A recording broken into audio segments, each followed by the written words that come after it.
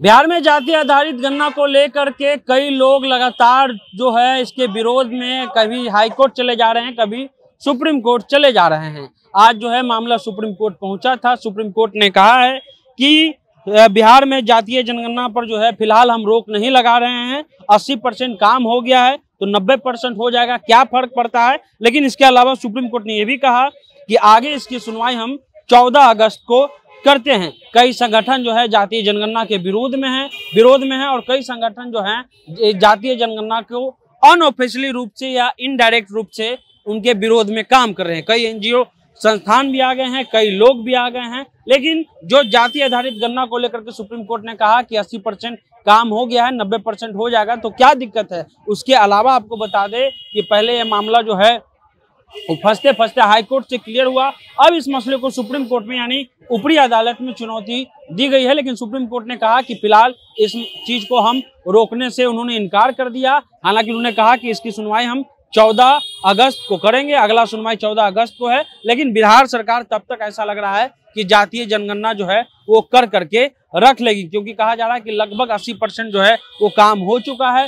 DM को आदेश है कि जल्दी से जल्दी जातीय जनगणना करवाइए, आंकड़ा इकट्ठा करवाइए और उसके बाद जो है क्या इम्प्लीमेंट होगा उसका किया जाएगा। लेकिन जिस तरह से जातीय जनगणना के विरोध में बहुत लोग, चाहे वो पत्रकार हो, चाहे वो बुद्धिजीवी वर्ग हो, या एक तरह से कहा जाए कि बहुत सारे लोग जो है जातीय जनगणना के विरोध में आ रहे हैं, सरकार के विरोध में आ रहे हैं। अभी एक एनजीओ जो है वो भी सुप्रीम कोर्ट पहुंच गया जातीय जनगणना के विरोध में। तो एक बड़ा सवाल है कि आखिर इन लोगों को समस्या क्या है, इन लोगों को क्या दिक्कत है जातीय जनगणना से, ये एक बड़ा सवाल है। और सरकार को ये सोचना चाहिए कि जातीय जनगणना अगर सरकार करवा रही है तो उसको जल्दी से करवाए, ताकि इस मसले को जो आम लोग हैं जो जिससे इनको बेनिफिट होगा उसको कम से कम लाभ जो है जल्दी पहुंचाया जाए। तो पूरा मामला भी जो है जातीय जनगणना का चल रहा है, उस पर राजनीति थम नहीं रही है, राजनीति लगातार हो रही है। पिछले दिनों बीजेपी ने कहा कि भाई, उनके कई एमएलसी ने कहा कि गरीब की गणना हो, जाति की गणना नहीं हो।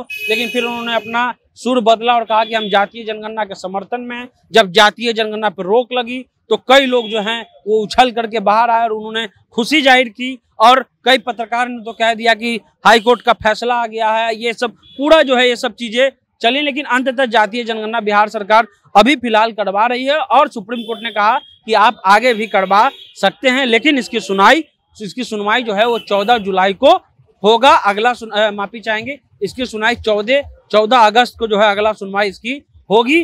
और कोर्ट ने कहा है कि अगर 80% काम पूरा हो गया तो क्या दिक्कत है, 90% काम पूरा हो जाए, इससे क्या फर्क पड़ता है। तो ये बड़ा एक तरह से खबर है कि सुप्रीम कोर्ट ने एक तरह से जातीय जनगणना को फिलहाल हरी झंडी दे रखी है। आप जनता जंक्शन देख रहे थे।